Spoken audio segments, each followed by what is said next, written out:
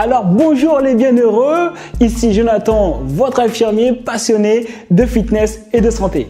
Alors aujourd'hui on va voir ensemble comment réduire de 45% les risques d'avoir un cancer. Alors il y a des risques pour chaque cancer, mais là on va parler d'une manière générale pour pouvoir réduire les risques d'attraper un cancer. Alors tu verras, c'est des habitudes à mettre en place qui sont simples et c'est des choses même que tu connais. Premièrement, pratique une activité physique. Ouais. Moi aussi, ça m'a surpris lorsque j'ai appris ça.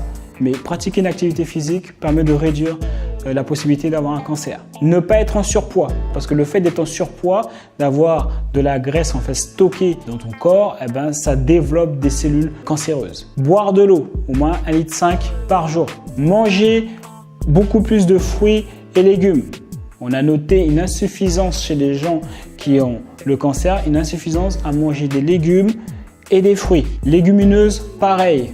Augmenter le ratio de tous ces aliments. Et les fruits frais aussi. Évidemment, privilégier une nourriture bio parce que la nourriture avec des pesticides élevés peut provoquer aussi des cancers. Donc il y a un risque beaucoup plus important lorsqu'on consomme des aliments qui ne sont pas bio. Alors je sais que bio ça peut coûter cher au début, mais voilà, c'est à toi de voir, de savoir ta santé, qu'est-ce qui est plus important ou pas. Donc ça peut être un peu dur, mais c'est la réalité. Réduire les glucides simples, donc ça veut dire en gros réduire les sucres. On a constaté que les gens qui avaient les cancers mangeaient excessivement des glucides simples. Donc ça veut dire des aliments à IG élevé.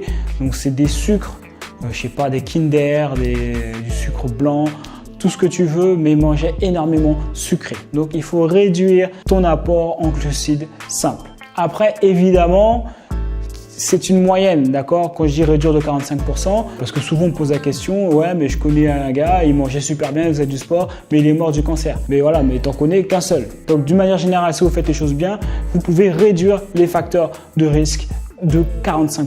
Après, évidemment, les cancers ne sont pas liés que à la nourriture et au rythme de vie. Il y a aussi le fait de ne pas consommer d'alcool régulièrement. Évidemment, le tabac, c'est la même chose. Donc si jamais vous combinez tout ça, c'est normal que on connaît tous quelqu'un autour de nous qui est mort du cancer. Mais ça reste une généralité, c'est des choses à mettre en place pour pouvoir avoir une bonne santé. Ça ne veut pas dire que ça ne peut pas nous tomber dessus, mais en tout cas, vous réduisez énormément les facteurs de risque d'attraper un cancer en ayant des bonnes habitudes alimentaires comme ça et physiques. Donc tu es libre de cliquer ici ou ici pour pouvoir avoir les 4 conseils indispensables pour pouvoir perdre ton ventre rapidement et retrouver ta silhouette. Et moi je te dis à la prochaine, prends soin de toi, prends soin de ta santé et mets-toi au sport.